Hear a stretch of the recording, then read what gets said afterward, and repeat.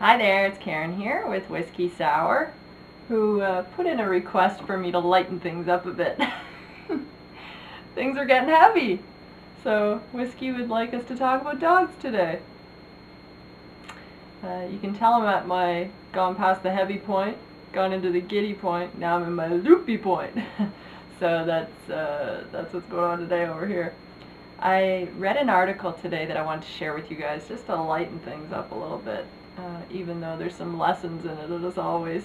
For me, you guys probably already know them, right? You guys are all good out there. Has your pet taught you more than you've taught them? This is kind of my theme today. And I don't have a pet right now, but I have owned pets my entire life. On the farm, I mean with everything, chickens, dogs, horses, whatever. And then I had several dogs, and then my last dog lived to be 16, a lovely Jack Russell. Despite what people think, she was not hyper and strange. I mean, she was a little strange, but my kind of strange. So I've learned a lot of things from animals over the years, and I could come close to saying I've learned more from animals than I've ever learned from humans. At least I've learned a few simpler things from them. And the person who wrote this article, they didn't put a name on the article, I can't believe it's just one of those kind of online articles. But they have the 10 things that they've learned from their dog. So I thought I'd share those with you today. The first one is, let your loved ones know that you love them. And he said, when we're hanging out or driving in the car, my dog loves to check out the scenery. Play with Dino or Monkey, her favorite toy. Sometimes she'll play tug of war with me. Stick her head out the window, run around like the puppy she is. But then every now and again, she'll pass me by and lick my elbow, knee, tummy, or ankle. Basically the first body part that she sees, whether the skin is exposed or not. It doesn't matter. She just gives me a lick and then moves on. Dogs are totally uninhibited in their affection, and I wish I could be more like that. The second one was, there is adventure all around you. My dog can turn a backyard into a wonderland amusement park. There are things to chase, smells to track. There's a compost pile that basically acts as a coal pile that needs mining for a diamond. I thought that was cool. No detail of a life around a dog goes unnoticed or unappreciated. Upon a dog, no detail is wasted. The attempt to appreciate everything around us and be wildly excited about it is absolutely transcendent. That's a really good one. There's adventure all around you. The third one, don't be afraid to ask for what you want. Hungry? Let someone know. Have to go to the bathroom? Rock it. Want attention? Butt people in the leg until they pet you into love's coma. Dogs make it obvious their wishes and wants, and they make it increasingly more obvious until their desires are satisfied. Not that they are totally bullheaded or stubborn about it. They submit to the leader, who essentially decides if it will be fulfilled or not. Humans have to be the puppy and the dog owner both. We experience the desires and decide how to fulfill them. As much as we need to balance our desires, we also need to be more vocal about what we need in our everyday life, you know. And the thing is that dogs do their vocalizing lovingly, you know. There's not an annoyance unless we have ignored them for a long time, you know. Always be curious. That's the fourth lesson. Lucy loves to climb the counters and eat anything she can get her nose into. Now this means she has eaten raisins and she's eaten mouse poison. But she's also gotten her fair share of treats and goodies on the sly. Haven't we done this? You know, as we just be a little curious, sometimes we get into things that aren't good for us, but then all of a sudden we find these things that are super cool too. Dogs know how to try everything. It might land you in the hospital, it might get you a treat, but taking chances is always worth the risk. Enjoy the simpler things is the number 5 one on the list. My father's dog literally runs in a happy circle every time she goes to the bathroom. Lucy sleeps and relaxes with happy abandon. Eating a meal is a highlight of the day, and a walk in the park is just as good as it gets. Dogs really know how to appreciate the most basic things in our lives. The next one is trust your instincts. Bella, who's my father's dog, can hear the door open, and then she tenses up and starts barking until one of the humans recognizes the entering person. And despite being a puppy, she has a big bark. Lucy starts to growl anytime she doesn't anytime there's someone she doesn't know who comes too close to the car when we're inside it. Dogs will blend their instincts with social cues and act based upon those two things alone. It may not be polite, it may not be correct, but they think of who and what they love above all else. Trusting your instincts is something everyone needs to do. Now, they say it may not be polite and may not be correct. I disagree. I think when a dog just protects their owners, I don't think that they're being impolite or not doing something correct. So I kind of disagree with a little piece of that. I think they're there to protect their humans. That's exactly what's going on. Trust your loved ones is the next one. Dogs have an innate and infinite trust in their owners. Once a bond develops between a dog and another person, it is forever and takes a lot to break it.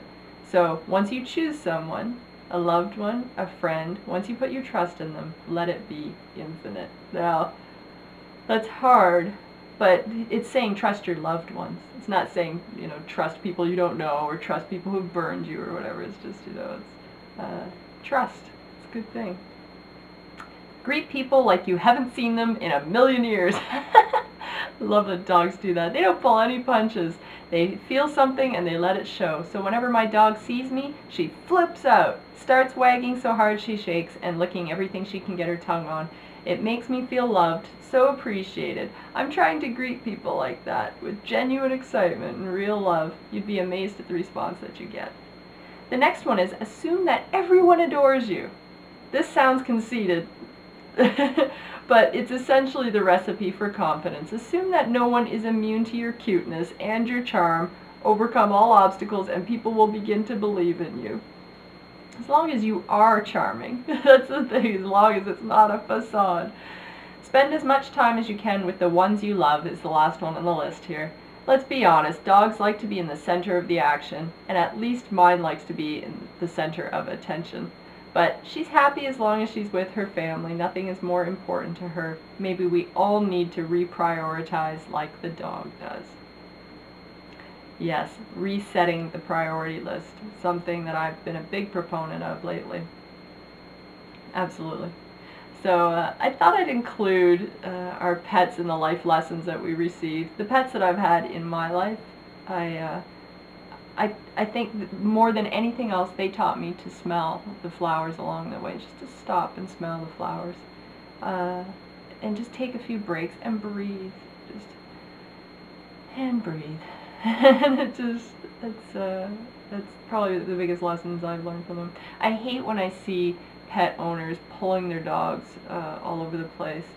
It's just like, why do you even have them then? It's just if you have a dog, really you should be opening yourself up to all the experiences that you have with that dog.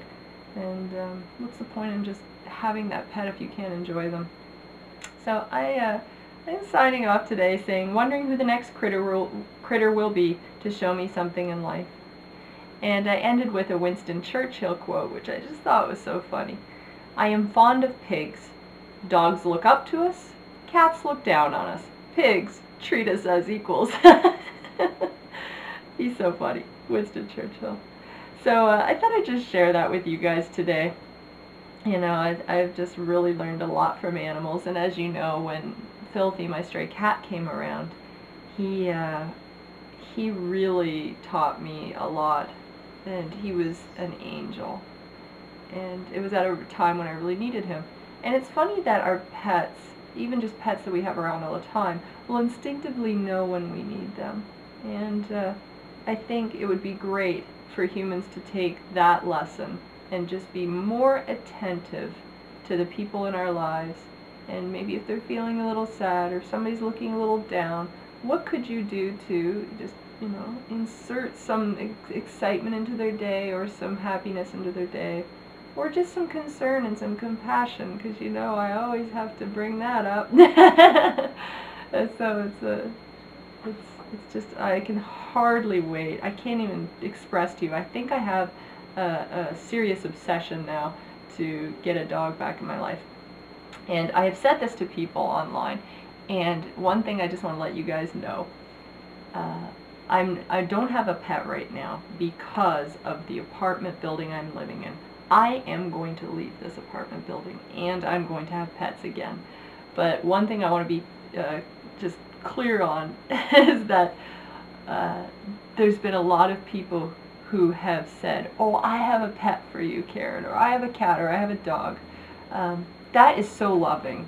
And seriously, you know what, I'm going to take all that into consideration when I look for a pet. But for me, having a pet, and it will be from a shelter, I will not go to a breeder, but it needs to be a very personal experience for me getting my pet. So as much as it's lovely that you guys are offering me all these animals and puppies and whatever, it's something that I need to go into on my own and suss out that kind of personal relationship. So thank you.